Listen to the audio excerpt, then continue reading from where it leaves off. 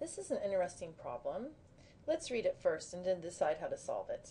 A parcel of air means a large mass of air.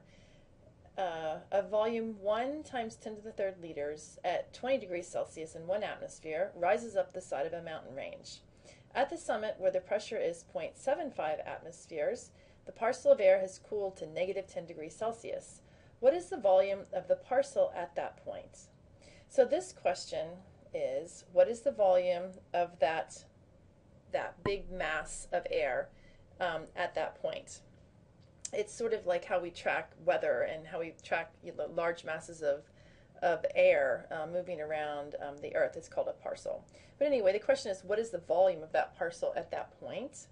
And so what we recognize first is that this particular problem is a two-state problem. We have a beginning and an end. Okay, and so we want to identify what are the different variables at the beginning versus the end. Well, we've got a volume, an initial temperature, and an initial pressure.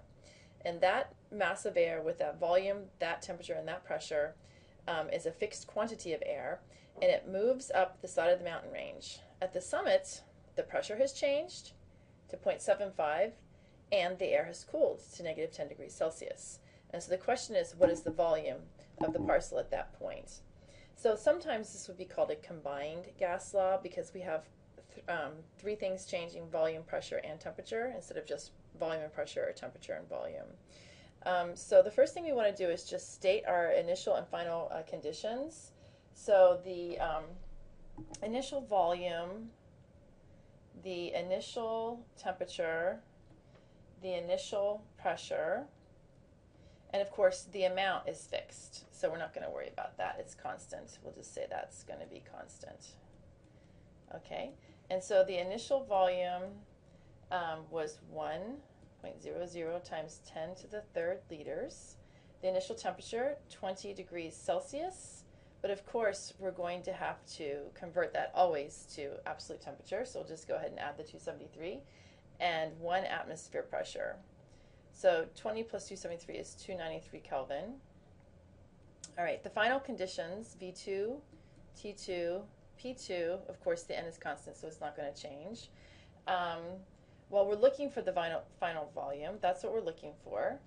The final temperature is negative 10 degrees Celsius, so we're going to have to add that to 273.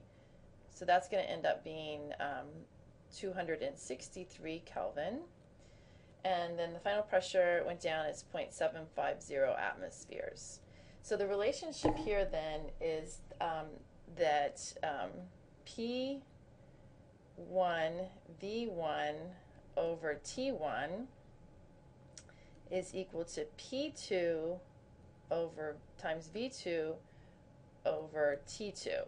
So we're solving for V2, so we can plug in all of the other known states. The initial volume goes there, the initial temperature goes there, the initial pressure goes there, the final temperature goes there, the final pressure goes there.